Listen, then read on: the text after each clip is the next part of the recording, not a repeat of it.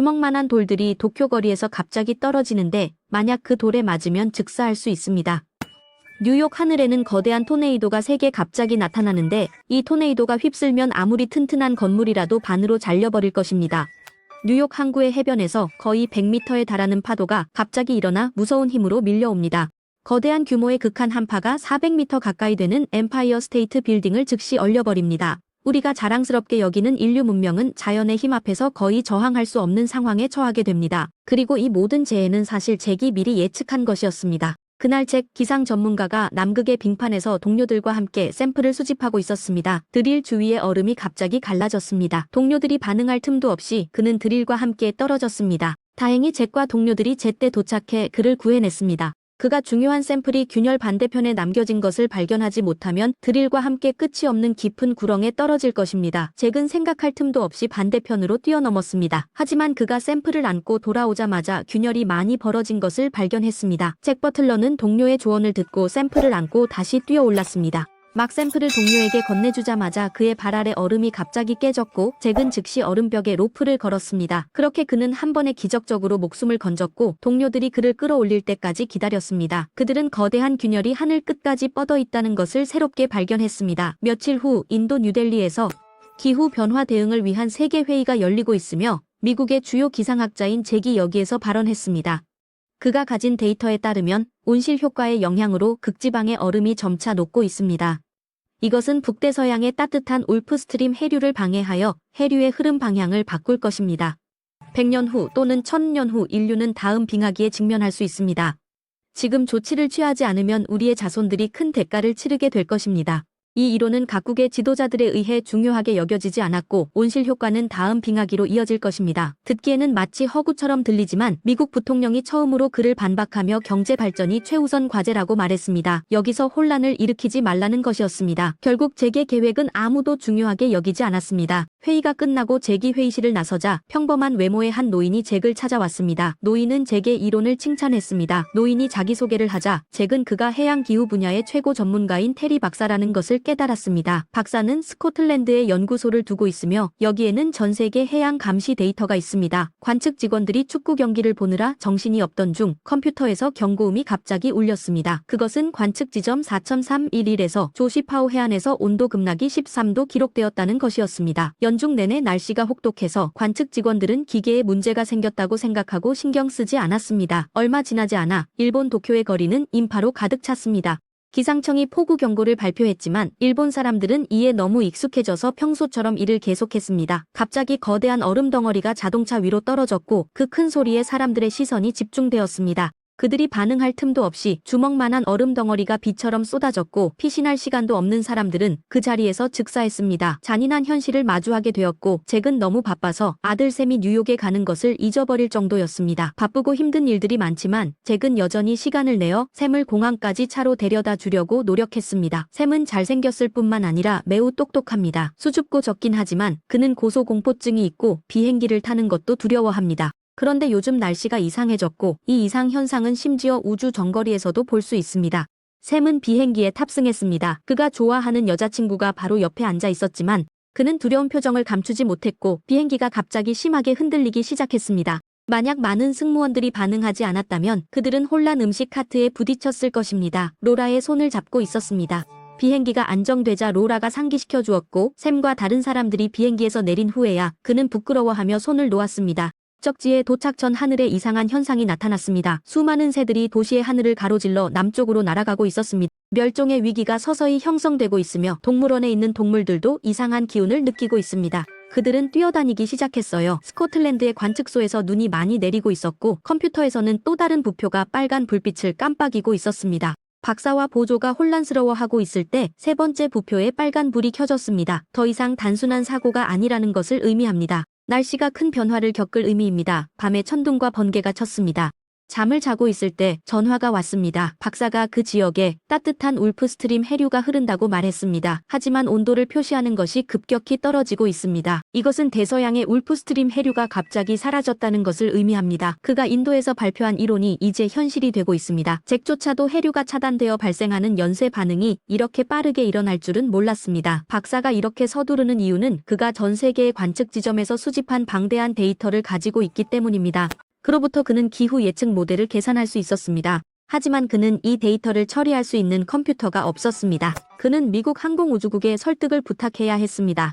그와 동시에 전 세계의 기후가 속도로 변화하고 있습니다. 비가 내리지 않는 건조한 로스앤젤레스에서 우박이 내리고 있습니다. 그리고 서막에 불과합니다. 더 무서운 것은 로스앤젤레스 하늘에 거대한 저기압이 서서히 형성되고 있다는 것입니다. 잠시 후 거대한 토네이도가 나타나기 시작했습니다. 나카에 도착했을 때 모든 사람들이 긴장한 채로 큰 화면을 응시하고 있었습니다. 분명히 이 최고의 기상학자들은 충격을 받았습니다. 이때 로스앤젤레스 하늘에는 3개의 토네이도가 나타났습니다. 이들은 이전에 관찰된 최고 수준을 초과한 것으로 추정되며 문제의 원인을 찾을 시간도 없었습니다. 토네이도가 파괴되었습니다. 할리우드 간판을 파괴하고 이어서 또 다른 토네이도가 캐피톨 레코드 건물을 집어삼켰습니다. 하지만 이때 도로에는 위험을 무릅쓰고 나오는 용감한 이들이 나타났습니다. 그들은 카메라를 꺼내 눈앞의 장면을 기록하고 있었습니다. 무슨 일이 일어날지 인식하지 못한 채 곧 2개의 토네이도가 공중에서 합쳐졌습니다. 더 강력한 슈퍼 토네이도가 형성되었고 즉시 하늘 전체가 먼지와 파편으로 뒤덮였습니다. 수많은 자동차들이 도로 위로 날아다니고 토네이드는 마치 지나가는 길에 있는 모든 것을 파괴하고 싶어 하는 것처럼 보입니다. 강철로 지어진 마천루들은 이 나라의 자부심이었습니다. 이제 이 수준의 토네이드 속에서 모든 것이 마치 장난감처럼 무너지고 있습니다. 폭풍 속에서 지상의 작은 사람들은 개미와 다를 바가 없습니다. 방금 전까지 구경하던 사람들 혼란에 빠져 사방으로 도망칩니다. 하지만 그 근처의 한 기자는 여전히 자신의 자리를 고수하고 있었습니다. 그는 생생한 뉴스를 전하기 위해 토네이도 옆에서 직접 보도를 감행했습니다. 그는 카메라 앞에서 시민들에게 신속하게 대피하라고 경고하고 있었습니다. 그때 큰 철판이 날아와서 뒤쪽을 휩쓸어 버렸습니다. 이때 캐피톨 레코드 건물에서 야근 중인 직원들은 심한 진동을 느끼고 있었습니다. 그가 창문 커튼을 열었을 때 눈앞의 장면이 너무 무서워서 도망치는 것도 잊어버렸습니다. 밖에서 바닥을 닦고 있던 경비원은 음악에 몰두하고 있다가 이상한 소리를 듣고 헤드폰을 벗고 천천히 방의 문을 열었습니다. 그는 방금 이곳에서 토네이드가 휩쓸고 간 후 가까스로 죽음을 피했다는 것을 깨달았습니다. 이제는 죽음의 침묵이 돌아왔습니다. 이때 건물은 두 동강이 나고 로스앤젤레스 전역이 폐허가 되었습니다. 멀리 있는 슈퍼 토네이도는 여전히 모든 것을 집어삼키고 있으며 하늘은 지금 한쪽은 밝고 한쪽은 어두운 상태입니다. 멀리 있는 토네이도와 가까운 곳에 폐허가 된 건물은 강한 대조를 이루고 있습니다. 하지만 이것은 이 재앙의 빙산의 일각에 불과합니다. 이때 중요한 인물들은 걱정을 하기 시작했습니다. 대통령은 전국의 모든 비행기를 즉시 중단하라는 긴급 명령을 내렸습니다. 이것은 모든 사람들이 제자리에 갇히게 된다는 것을 의미합니다. 뉴욕에 있는 샘도 포함되어 있습니다. 나카의 다른 곳은 혼란 그 자체입니다. 이전의 계산 모델은 이 수준의 토네이도는 전혀 적용될 수 없었습니다. 미국뿐만 아니라 캐나다와 호주도 폭풍의 피해를 입고 있습니다. 이때 유일하게 관찰할 수 있는 것은 시베리아 하늘에서 형성되고 있는 전례 없는 저기압 구름입니다. 모든 최고의 과학자들이 무력감을 느끼고 있습니다. 이제 잭이 자신의 의견을 밝혔습니다. 얼음이 녹으면서 해수의 밀도가 지속적으로 중화되기 때문에 해류의 순환이 영향을 받았습니다. 모든 전문가들은 그의 뜻을 이해하지만 교과서에 기록된 것들이 다시 일어날 수 있다고 믿지 않습니다. 그리고 이것은 이제 시작에 불과합니다. 즉시 연구에 착수하지 않으면 모든 것이 더 나빠질 뿐입니다. 이번에는 잭이 드디어 정부의 지원을 받게 되었습니다. 그는 슈퍼컴퓨터를 사용할 권한을 얻고 빠르게 기후변화 시뮬레이션 팀을 구성합니다. 이제는 폭풍의 이동 경로를 연구하기 위해 시간과의 경쟁을 해야 할 때입니다. 그래서 잭은 밤새 잠을 자지 않았지만 방심할 수 없었습니다. 이것은 인류 전체의 생존과 관련된 문제이기 때문에 연구팀은 곧 예측 데이터를 확보하게 되었습니다. 결과는 그들이 상상했던 것보다 훨씬 더 나쁩니다. 앞으로 기후는 점점 더 악화될 것이고 지구는 거대한 기후변화에 직면하게 될 것입니다. 단 3-6주 안에 다음 빙하기가 올 것입니다. 잭은 연구 결과를 부통령에게 보고 북쪽에 있는 주민들을 대피시키라는 명령을 제안합니다. 하지만 부통령은 관심을 두지 않았습니다. 잭이 잘못 판단하면 결과는 심각할 것입니다. 바쁜 와중에 잭은 아들 샘에게 전화를 걸었습니다. 비행편이 취소되었습니다. 잭은 샘에게 빨리 배를 타고 집으로 돌아가라고 재촉했습니다. 샘은 입으로는 동의한다고 말했지만 옆에 있는 로라를 바라보자 망설였습니다. 이 여행을 오랫동안 기다려왔지만 샘이 관심 있는 것은 대회가 아닙니다. 그가 유일하게 신경 쓰는 사람은 바로 옆에 있는 여신 로라입니다. 다른 한편으로 영국 제도는 하루 밤새 눈볼에 휘말렸습니다. 북유럽의 상황은 특히 심각합니다. 전례 없는 폭풍이 서서히 형성되고 있습니다. 폭풍의 눈속 온도는 심지어 영하 100도 이하로 떨어집니다. 각국 정부는 그들의 지도자들을 대피시키기 시작했습니다. 물론 외딴 무명 관측소들은 버려진 목록에 포함되어 있습니다. 이때 한 왕립 공군 비행대가 스코틀랜드 왕실을 대피시키기 위해 발모럴 성으로 향하고 있었습니다. 폭풍 속에서 시야는 거의 없었지만 갑자기 그들 앞이 밝아졌습니다. 파일럿들은 폭풍을 성공적으로 넘겼다고 생각했지만 그들은 지금 폭풍의 눈에 들어왔다는 것을 알지 못했습니다. 얼마 지나지 않아 헬리콥터의 조종석 유리가 갑자기 얼어붙었습니다. 그 후 비행 시스템이 경고음을 울렸고 이어서 연료 공급관이 즉시 얼어붙었습니다. 마침내 엔진이 멈췄고 이 모든 것은 조종사들의 이해를 초월했습니다. 그들은 이 갑작스러운 상황에 어떻게 대처해야 할지 몰랐습니다. 그 직후 헬리콥터가 곧장 아래로 떨어졌고 구조 지점에 도착하기도 전에 눈산에 추락했습니다. 생존한 조종사가 캐빈 문을 열어 점검했습니다. 밖에 차가운 공기가 보이지 않는 유령처럼 즉시 안으로 스며들어왔고 그는 단지 한 번 숨을 내쉬었을 뿐인데 순식간에 얼어붙었습니다. 뉴욕에서는 3일 3밤 동안 폭우가 쏟아졌고 엄청난 양의 비로 인해 도시의 배수 시스템이 마비되었습니다. 이때 샘은 아버지의 조언을 떠올렸고 반 친구들을 설득해 배에 올라타고 떠나라고 했습니다. 문을 나서자 늦었다는 것을 깨달았습니다. 도시의 모든 도로가 막혀 있었고 물의 높이는 계속 상승하고 있었습니다. 어디는 물이 허리까지 차오르고 도로 교통은 완전 마비되었습니다. 동물원에 있는 동물들도 더 혼란에 빠지기 시작했습니다. 만약 물의 높이가 계속 상승한다면 그들은 죽게 될 것입니다. 다행히도 몇 마리의 늑대가 이곳에서 탈출했습니다. 쓰러진 나무가 보호 울타리를 덮고 있었던 것입니다. 그들은 그 틈새에서 오래전에 탈출했습니다. 기상 전문가의 아들입니다. 샘은 즉시 높은 곳으로 피해야 한다는 것을 깨달았습니다. 뉴욕의 59번가 공공도서관은 가장 이상적인 피난처입니다. 모두가 물속을 헤치며 향했습니다. 한 노숙자가 사람들이 도서관 쪽으로 뛰어가는 것을 봤다. 그는 자신의 개를 데리고 들어가 보려고 했습니다. 왜? 문을 열자마자 경비원이 애완동물 금지로 그를 거부했습니다. 버스 기사는 위험해 손님을 태우지 않았습니다. 누군가가 높은 가격을 제시하자 그는 위험을 감수하고 차를 시작하기로 결정했습니다. 재난 앞에서 인간의 다면적인 본성이 뚜렷하게 드러납니다. 샘과 친구들은 도서관 입구에 도착했습니다. 로라가 갔습니다. 가는 길에 그녀는 차의 금속 조각에 발이 베었습니다. 그녀가 상처를 살펴볼 틈도 없이 뒤에서 구조 요청 소리가 들렸습니다. 뒤를 돌아보니 두 모녀가 차에 갇혀 있었습니다. 로라는 즉시 그들을 구하러 가기로 결심했습니다. 하지만 그녀는 지금 수십 미터 높이의 파도가 해안에서 몰려오고 있다는 것을 전혀 알지 못했습니다. 그 힘은 끔찍했습니다. 자유의 여신상조차도 순식간에 물속에 잠겨버렸습니다. 쓰나미가 도시를 덮치는 순식간이었다. 그 앞에서 인간은 작고 도망칠 틈 없이 수많은 사람들이 물속에 잠겨버렸습니다. 인간이 만든 문명의 흔적은 자연의 힘 앞에서 연약하고 부서지기 쉽습니다. 샘이 뒤를 돌아봤을 때 로라가 아직 뒤에 있다는 것을 알게 되었습니다. 이때 로라는 두 모녀를 구했지만 어머니가 갑자기 여권이 아직 차 안에 있다고 소리쳤습니다. 그래서 그녀는 여권을 가지러 돌아갔습니다. 쓰나미가 만들어낸 물의 벽이 눈앞에 있다는 것을 전혀 인식하지 못했습니다. 샘이 이 위험한 상황을 인식한 것이 다행입니다. 그는 주저하지 않고 로라에게 달려가 그녀를 끌어당겼습니다. 결국 두 사람은 운 좋게 도서관으로 도망쳤습니다. 도서관으로 운 좋게 도망친 생존자는 손가락으로 셀 수 있을 정도입니다. 거리에 피신할 곳을 찾지 못한 사람들은 깊은 바다에 묻혀버렸습니다. 순식간에 홍수가 뉴욕 전역을 잠가버렸습니다. 하지만 이때 스코틀랜드의 해양 관측소에서는 재앙이 아직 끝나지 않았습니다. 박사는 드디어 잭이 그린 기후 모델을 받았습니다. 강력한 폭풍이 대류층의 모든 차가운 공기를 끌어내려 태풍의 눈에서 섭씨 영하 100도라는 극저온이 형성되었습니다. 캐나다와 시베리아 하늘에 두 개의 슈퍼 태풍이 더 생기면서 상황은 더욱 악화되었습니다. 이것은 미래에 또 두 개의 슈퍼 태풍이 나타날 것임을 보여줍니다. 더 파괴적인 재앙이 계속되고 있습니다. 대류층의 차가운 공기가 지면으로 끌어내려질 것입니다. 그때 인류는 완전히 새로운 빙하기에 직면하게 될 것입니다. 그리고 이번에는 시간이 7일에서 10일로 더 빨라질 것입니다. 도서관 안에서 생존자들은 겁에 질려 있습니다. 그들은 이 재해가 어디서 왔는지 알지 못합니다. 다른 지역의 상황이 어떤지 잘 모르겠습니다. 홍수의 영향으로 이곳의 모든 통신 장비가 신호를 잃었습니다. 모든 사람들이 단절된 외딴 섬에 있는 것처럼 보입니다. 도서관 전체에 절망적인 분위기가 감돌고 있습니다. 샘은 사서에게 1층과 2층에 전화기가 있다고 들었습니다.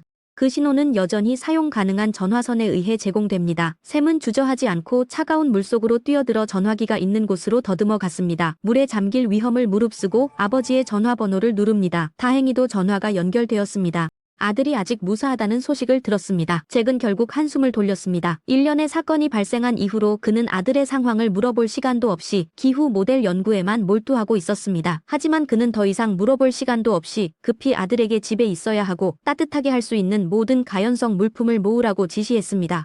만약 아니면 폭풍이 몰아치면 몇 초 만에 사람들은 얼어붙을 수 있습니다. 아들을 구하겠다고 약속했습니다. 하지만 샘이 대답할 틈도 없이 물이 그를 휩쓸어버렸고 로라는 걱정하며 기다렸지만 샘의 모습을 볼 수 없었습니다. 샘이 사고를 당했다고 생각했을 때 그는 결국 물속에서 헤엄쳐 돌아왔습니다. 하지만 차가운 물 때문에 샘은 온몸이 떨리고 로라는 급히 그에게 마른 옷을 찾아주고 자신의 외투를 벗어 그로 하여금 따뜻하게 해주었습니다. 상태가 좀 더 안정된 후 샘은 도서관에서 찾은 옷을 다른 피신자들과 나누어 주며 아무도 저천증에 걸리지 않도록 노력했습니다. 이곳의 온도가 뚜렷하게 떨어지고 있습니다. 바닷물이 얼기 시작하고 하늘에는 눈이 내리고 있습니다. 이때 옆에 있던 개가 갑자기 땅에 엎드려 짖기 시작했습니다. 고요한 공기 속에서 갑자기 운궁하는 소리가 들렸습니다. 이 이상한 소리에 도서관의 모든 사람들이 놀라서 조심스럽게 창가로 다가가 보니 거대한 러시아 배가 파도에 휩쓸려 도시로 밀려온 것이었습니다.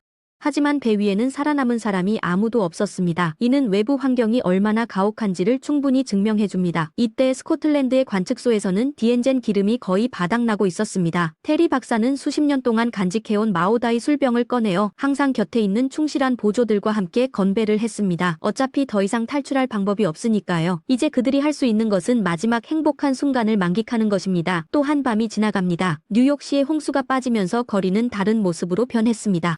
온도가 낮아지면서 바닷물이 빠르게 얼고 표면은 두꺼운 눈으로 덮였습니다. 노숙자가 일찍 일어나 이 소식을 모두에게 전했습니다. 거리에는 짐가방을 끌고 가는 사람들이 몇 명 보였습니다. 모두가 남쪽으로 대피하고 있는 것을 보며 도서관의 사람들도 서둘러 짐을 챙기기 시작했습니다. 안전한 곳으로 대피할 시간을 원했지만 샘은 이것이 자살이라는 것을 알고 있었습니다. 아버지가 집에 있어야 한다고 경고했기 때문에 그는 곧 더 심한 눈보라가 올 것이라는 것을 알고 있었습니다. 만약 무모하게 밖으로 나가면 멀리 가지도 못할 뿐 목숨을 잃을 수 있습니다. 그는 선두에 있는 경찰과 대화했습니다. 그가 남은 사람들을 안심시키길 바랍니다. 폭풍이 뉴욕을 지나갈 때 아무도 못 살아남습니다. 경찰은 신경 안 썼습니다. 그는 밖에 눈이 더 쌓일 거라 생각했습니다. 그리고 샘은 단지 비겁하고 어리석다며 여기서 굶주리고 추위에 떨기보다는 밖으로 나가 희망을 찾는 게 낫다 했습니다. 이 정신은 많은 사람들을 끌어들였습니다. 아버지가 기상 전문가라고 말했음에도 불구하고요. 하지만 한 소년의 말은 설득력이 부족했습니다. 여전히 많은 사람들이 경찰을 따라 밖으로 나갔습니다. 결국 이성적인 사람들은 남아 있었고 다른 사람들은 건물 밖으로 나가고 있었습니다. 바로 사라져가는 생명들입니다. 사람이 줄어들자 도서관의 온도가 갑자기 떨어졌고 사서가 모두 관장 사무실로 안내했습니다. 여기에는 큰 난로가 하나 있습니다. 태울 수 있는 재료가 아주 많이 준비되어 있다는 것입니다. 샘의 난방을 위해 전자책을 태우려는 행동에 대해 사서와 노학자는 반대했습니다. 하지만 혹독한 추위 앞에서 생존이 더 중요해 그들은 어쩔 수 없이 타협해야 했습니다. 한참의 열띤 토론 끝에 사람들은 가치 없는 책들, 예를 들어 세법과 실용성이 없는 경제학 책들을 먼저 태우기로 만장일치로 결정했습니다. 곧 불이 활활 타올랐고 따뜻한 불빛이 안전한 느낌을 주었습니다. 샘은 친구들과 함께 자판기를 부수고 있었습니다. 이때 온도와 음식이 모두 준비되어 차가운 공기에 맞설 준비가 되어 있었습니다. 하지만 이때 샘의 친구가 실망스러운 말을 했습니다. 그는 상황이 나쁘기 때문에 잭이 여기까지 위험하지 않을 거라 생각했습니다. 하지만 샘은 단호했습니다. 그는 아버지의 성격을 알고 있었습니다. 아버지가 한 말은 반드시 이루어질 것이라고 믿었습니다. 이때 다른 한편에서 잭은 짐을 챙기고 있었습니다. 그는 예전에는 일 때문에 아들에게 시간이 없었지만 이번에는 결심을 했습니다. 그는 보조에게 물품 준비를 지시하고 뉴욕까지 400km를 가서 아들을 구하기로 했습니다. 하지만 출발 전 상사가 그를 갑자기 막았습니다. 대통령이 그에게 보고 요청 때문입니다. 잭은 즉시 회의실로 가서 이번 슈퍼 태풍이 7일에서 10일 동안 지속될 것이라고 발표했습니다. 모든 것이 끝난 후 북방구 전체는 얼음과 눈으로 덮이게 될 것입니다. 그는 지도 위에 빨간 선을 그려 모든 사람 앞에서 설명했습니다. 빨간 선 아래에 있는 사람들은 남쪽으로 신속하게 대피해야 생존할 기회가 있지만 빨간 선 위에 있는 대다수의 사람들은 대피할 기회조차 없습니다. 방에서 나가기만 하면 그들은 즉시 얼어붙을 것입니다. 그리고 이 모든 것은 부통령의 잘못된 결정 때문입니다. 이때 중요한 인물들은 눈빛으로 바라보았고 부통령은 빨간 선 사람들을 구하기 위해 자신의 실수를 바로잡고 싶어 했습니다. 하지만 옆에 있는 고위 관료들은 잭을 더 지지했습니다. 만약 그들이 그의 조언을 따랐다면 오늘날 이렇게 참담한 상황에 처하지 않았을 것입니다. 정부는 결국 남쪽으로 주민들을 대피시키기 위한 행동을 시작했습니다. 많은 난민들이 남쪽으로 몰려들었지만 미국 멕시코 국경에서 막히게 되었습니다. 미국인들은 불법 이민자가 되는 날이 올 것이라고는 상상 못했습니다. 사람들은 불법으로 강을 넘는 장벽을 무시합니다. 재난 법률의 제약은 더 이상 존재하지 않는 듯 했습니다. 보고를 마친 잭은 급히 떠났고 아들을 구하기 위해 혼자서 출발할 생각이었습니다. 그러자 조사팀의 두 동료도 그의 결정을 따르며 그를 도와주기로 했습니다. 세 사람은 함께 많은 어려운 임무를 완수한 형제와 같은 존재입니다. 그래서 이번에는 그들 두 사람도 잭 곁에 있고 싶어 했습니다. 잭은 공손한 말을 하지 않았습니다. 눈빛 하나로 모든 말보다 깊은 의미가 있었습니다. 하지만 세 사람이 목적지에 거의 다다랐을 때 앞길이 두꺼운 눈으로 막혀 있었고 시야도 점점 나빠졌습니다. 운전하는 것이 더 위험해질 것입니다. 잭은 모두 채서 내려 장비를 가지고 걸어가기로 결정했습니다. 뉴욕에서 150km 떨어진 곳에서 눈이 쌓여 땅 위에 눈은 몇 층 건물 높이까지 쌓였습니다. 이로 인해 그들은 잘못된 길을 선택해 문제에 직면했습니다. 눈보라 속에서 어려움을 겪고 있는 것은 도서관을 떠난 사람들입니다. 잠든 사이에 동사해버렸습니다. 세 사람은 눈보라 속을 걷고 있었습니다. 그들은 발 아래가 쇼핑몰의 유리 지붕이라는 것을 전혀 예상하지 못했습니다. 천천히 나아갈 때 갑자기 유리 깨지는 소리가 들렸습니다. 발 아래 유리가 갑자기 산산조각이 나며 그들은 즉시 떨어졌습니다. 관성으로 세 사람 모두 넘어졌습니다. 한 동료는 공중에 떠있는 건물로 빨려 들어갔습니다. 위급한 순간 잭은 얼음줄로 상황을 안정시키려 했습니다. 매달린 동료는 무게를 줄이려 스노우모빌 줄을 잘랐습니다. 스노우모빌이 부서지는 것을 보고 동료는 떨어지면 죽을 것이라 깨달았습니다. 잭은 동료에게 몸을 단단히 잡고 천천히 끌어올리라 했습니다. 서로에 대한 신뢰가 그들에게 비범한 힘을 발휘하게 했습니다. 구조 작업이 끝날 것 같았지만 동료 발 아래 유리가 깨지기 시작했습니다. 매달린 동료는 손을 놓지 않으면 세 사람 모두 목숨을 잃을 수 있음을 깨달았습니다. 동료들에게 피해를 주지 않기 위해 그는 단호하게 칼을 들고 줄을 끊었습니다. 자신의 목숨을 바쳐 두 사람 잭이 앞으로 나아갈 기회를 만들었습니다. 슬퍼할 틈도 없이 잭과 남은 동료는 제자리에서 에너지를 보충하기 위해 뛰어야 했습니다. 하지만 그들이 준비한 3세트의 장비 중 이제는 2세트만 사용할 수 있었습니다. 수많은 어려움과 희생을 겪었음에도 불구하고 잭은 아들을 구하겠다는 믿음을 포기하지 않았습니다. 우주에서 바라보면 폭풍은 지구 표면에 솟아있는 높은 산처럼 보입니다. 우주 비행사들은 대기 순환을 촬영하고 지구로 전송했습니다. 폭풍은 직경 80km로 확장되고 있습니다. 24시간 이내에 뉴욕을 휩쓸 것입니다. 이때 백악관은 눈볼에 완전히 덮였습니다. 대통령은 순간까지 사무실에 틀어박혀 있다가 부하의 설득을 받고서야 떠나기로 했습니다. 하지만 모든 것이 너무 늦었습니다. 얼마 지나지 않아 멕시코 국경의 미국 난민 캠프는 소식을 받았습니다. 대통령의 차량이 눈볼에 갇혔다는 것입니다. 아무도 폭풍을 살아남지 못했습니다. 부통령은 충격에 빠져 이 혼란을 받아들여야 했습니다. 그리고 지금 샘의 상황도 좋지 않습니다. 로라의 상처가 감염되었습니다. 로라의 몸이 점점 안 좋아졌습니다. 샘은 급히 갔습니다. 두 사람은 마음을 나눴습니다. 어두운 밤의 희미한 불빛 아래 샘은 말이 적은 성격이었지만 자신의 감정을 털어놓았습니다. 하지만 뜻밖의 로라가 먼저 그에게 입맞춤을 했습니다. 마침내 두 사람은 서로를 가로막고 있던 벽을 허물었습니다. 재난 속에서 서로의 따뜻함을 찾았습니다. 밤이 지나고 샘은 로라의 얼굴이 창백해져서 혼수 상태로 발견했습니다.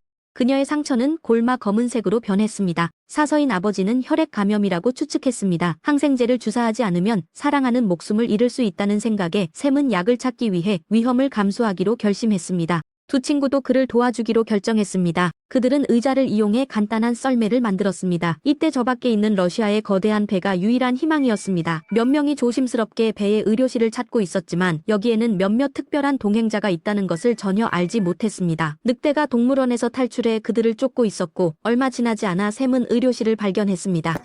그는 도구를 들고 나가서 의료실의 유리문을 깨고 들어가자 필요한 약을 발견했다. 하지만 그가 떠나려고 할 때 그의 동료는 음식을 가져오기 위해 부엌으로 몰래 들어가려고 했습니다. 그들이 도서관에 오래 숨어 있어야 할지 몰랐으니까요. 식량을 더 확보하는 것은 분명히 나쁘지 않지만 구명 보트를 찾고 있을 때 우연히 작동하게 되었고 배고픈 늑대들이 소리를 듣고 달려왔습니다. 그들은 갑자기 샘의 친구를 공격하며 물어버렸습니다. 샘은 친구를 집 안으로 끌어들이느라 정말 힘들었습니다. 이때 배고픈 늑대들이 출입구를 막고 있었습니다. 친구의 상처가 나빠서 샘은 나가 늑대 무리를 유인하기로 결심했습니다. 그는 창문을 이용해 옆방으로 넘어갔고 그 후 일부러 소음을 내며 밖으로 뛰쳐나갔습니다. 마침내 그는 늑대 무리를 기차 객실에 가두었습니다. 친구들은 다시 모였습니다. 그들은 도서관으로 돌아가야 했습니다. 이때 폭풍의 눈이 뉴욕 시내에 도착했습니다. 차가운 공기가 계속해서 지면으로 내려와 닿는 모든 것을 얼어붙게 만들었습니다. 샘은 구명 보트를 발견하고 다친 친구를 도서관으로 끌고 가려 했지만 남은 시간은 많지 않았습니다. 그와 동시에 잭도 아들처럼 비슷한 상황을 겪고 있었고 동료는 더 이상 견디지 못하고 기절해버렸습니다. 잭은 그를 끌어낼 수밖에 없었고 바람에 펄럭이던 깃발이 갑자기 내려오는 것을 보았습니다. 잭은 폭풍의 눈이 곧 다가온다는 것을 깨닫고 급히 통풍구의 뚜껑을 열어 동료를 그곳으로 던졌습니다. 뒤돌아보자마자 깃발이 얼어붙었고 이어서 엠파이어 스테이트 빌딩도 빠르게 얼어붙었습니다. 얼음이 탑 꼭대기에서 아래로 빠르게 내려왔고 건물의 유리창이 차가운 의해 산산조각이 났습니다. 산산조각 소리 울렸다. 눈앞에 있는 엠파이어 스테이트 빌딩이 400m 높이에서 하얗게 변해버렸습니다. 얼음이 위에서 아래로 땅까지 퍼져나갔고 샘은 친구를 끌고 달렸습니다. 차가운 공기가 뒤에서 끊임없이 쫓아왔습니다. 차가운 공기에 갇히기 직전에 그들은 따뜻한 난방실로 들어갔습니다. 모두가 책을 불에 던졌습니다. 불꽃이 꺼지지 않는 한 그들은 생존할 기회를 가질 수 있었습니다. 잭도 차가운 공기가 몰려오기 전에 통풍구로 뛰어들었습니다. 그리고 그는 동료를 부엌으로 끌어들였습니다. 얼음과 눈으로 막힌 철문을 보고 잭은 옆에 난로에 불을 붙였습니다. 다행히도 내부에는 가스가 남아 있었습니다. 얼마 지나지 않아 동료가 깨어났고 잭은 아들의 상황이 더 위험하다는 것을 잘 알고 있었습니다. 1분이라도 늦으면 아들이 더 위험해질 수 있으니 폭풍이 조금 약해질 때까지 오래 머물지 않았습니다. 두 사람은 즉시 장비를 착용하고 계속 길을 나섰습니다. 가는 길에 그들은 얼어붙은 수많은 시체를 보았습니다. 그들은 바로 도서관을 떠난 주민들입니다. 밤에 두 사람은 눈보라 텐트를 치고 쉬었습니다. 여정 후 그들은 뉴욕 지역에 도착했습니다. 동료는 비관적이었습니다. 샘이 불행하게 사고를 당했다고 생각했지만 잭은 아들의 시신을 보기 전까지 결과를 받아들이고 싶지 않았습니다. 그는 반드시 도서관에 와서 너를 찾겠다고 약속했어. 광범위한 환경 변화가 있은 후 모든 것이 서서히 평온을 되찾는 것 같았습니다. 우주 비행사들은 지구 표면의 폭풍이 점차 사라지고 있음을 발견했습니다. 이 재앙은 곧 끝날 것처럼 보였습니다. 다음 날 아침 그들은 마지막 텐트에서 나와 오랜만에 햇빛을 느꼈습니다. 그제야 그들은 눈앞에 펼쳐진 완전히 새로운 세상을 뚜렷하게 볼 기회를 가졌습니다. 그들 앞에 거대한 배가 우뚝 서 있었고 뉴욕의 화려함은 사라졌으며 어디를 보아도 하얀색뿐이었습니다. 알고 보니 자연의 힘이 이렇게 무섭다는 것이었습니다. 비록 기후는 여전히 매우 춥지만 적어도 승리의 여명이 곧 다가오고 있다는 것을 증명합니다. 두 사람은 자유의 여신상을 지나며 동상 위에는 얼음이 덮였습니다. 몇 척의 큰 배도 한쪽으로 기울어져 드러나 있었고 하얀 눈과 얼음 아래에는 많은 시체가 묻혀 있는지 알 수 없었습니다. 이 장면은 자연의 끔찍한 파괴력을 모두 보여주고 있으며 잭은 아들에게 점점 더 가까워지고 있다고 느꼈습니다. 그들 눈으로 덮인 땅에 도착했습니다. 동료는 그들이 위치해서 도서관의 좌표를 바라보았습니다. 하지만 눈이 덮었고 잭은 급히 높은 곳으로 올라가 관찰하려는 포기하지 않았습니다. 그는 뒤쪽에 창문이 열려 있는 것을 발견하고 그들은 창문을 통해 기어 들어갔습니다. 잠에 들자 불길한 느낌이 들었습니다. 도서관은 마치 정적이 감도는 얼음 동굴처럼 보였습니다. 그가 아무리 크게 불러도 대답도 듣지 못했습니다. 아들이 사고를 당했을 것이라고 생각하던 찰나 그는 문 뒤에서 희미한 빛이 비치는 것을 발견했습니다. 그는 긴장하며 문을 밀고 들어갔고 이전에 떠나지 않았던 주민들을 보았습니다. 그들 모두 안전하게 살아 있었고 그의 아들 샘도 그 안에 있었습니다. 많은 어려움 끝에 마침내 아버지와 아들이 다시 만났고 그들은 서로를 껴안았습니다. 잭은 아들을 구하겠다는 약속을 지켰습니다. 이때 두 사람의 따뜻한 마음은 모든 추위를 녹일 만큼 충분했습니다. 다른 한편에서는 부통령이 대통령직을 맡게 되었습니다. 기상청장이 그에게 상황을 보고하고 있습니다. 뉴욕에는 많은 생존자들이 있습니다. 부통령은 마침내 자신의 행동을 반성했습니다. 그는 서둘러 구조팀을 보내어 곳곳에 있는 생존자들을 구출했습니다. 도서관에 남아있던 사람들은 비행기에 앉아 아래 도시를 내려다보며 모두 구출되었습니다. 그들은 자신들만 살아남은 것이 아니라 각 고층 건물마다 운 좋게 살아남은 주민들이 있다는 것을 발견했습니다. 아들과 그의 친한 여자친구가 함께 있는 모습을 보니 잭의 입가에 환한 미소가 번졌습니다. 폭풍이 지나간 후 지구는 그 어느 때보다도 더 맑아진 것처럼 보였습니다. 내일은 없다는 롤랜드 에머리히 감독이 만든 미국의 재난과학 영화입니다. 데니스 케이트와 잭 질렌할이 출연한 이 영화는 2004년에 개봉되었으며 오늘날까지도 재난영화의 고전으로 남아 있습니다. 그것은 각 관객에게 시각적으로 만족스러운 축제를 선사합니다. 하지만 그 핵심 내용은 단순히 주제나 기술, 홍수, 토네이도, 눈볼에 그치지 않습니다. 이제 이 모든 것이 현실이 되었습니다. 내일 기온이 그저께처럼 급격히 떨어지지 않을 수도 있겠죠. 지구의 자원은 한정되어 있지만 인간의 탐욕은 무한합니다. 자연재해 앞에서 인간은 작습니다. 하지만 재난이 지나간 후 인간은 예전처럼 살아갑니다. 자원이 낭비되고 환경이 심각하게 파괴될 때 자연은 방식으로 조정됩니다. 그리고 방식은 인간에게 재앙이 될 수 있으며 이 영화는 우리에게 경각심을 주는 메시지입니다. 현재 자연 환경이 점점 악화되고 있습니다. 우리가 할 수 있는 것은 자연을 소중히 여기고 우리 지구 어머니를 보호하는 것입니다. 동시에 자원을 절약하는 법을 배우고 미지의 위험에 민감하게 반응해야 합니다. 재난 앞에서 무관심하게 지나쳐서는 안 됩니다. 하지만 자애로운 어머니이기도 하지만 다른 한편으로는 잔인한 살인자이기도 합니다. 아무도 종말이 언제 올지 알지 못합니다. 우리는 영화를 보고 난 후 단기간에 환경 보호자가 될 수는 없습니다. 우리는 각자의 삶의 환경을 사랑하기 위해 실질적인 행동으로 나서야 합니다. 그렇게 해야만 우리는 내일에 대한 희망으로 가득 찰 수 있습니다. 먼 미래의 신비로운 날을 맞이할 준비가 되어 있습니다. 영화의 가치는 명성에 있고 영화 리뷰의 가치는 감정에 있습니다. 오늘 이야기는 여기서 마치겠습니다. 영화를 시청해 주셔서 감사합니다. 이 영화에 대해 어떻게 생각하셨나요? 아래에 댓글 남겨주세요.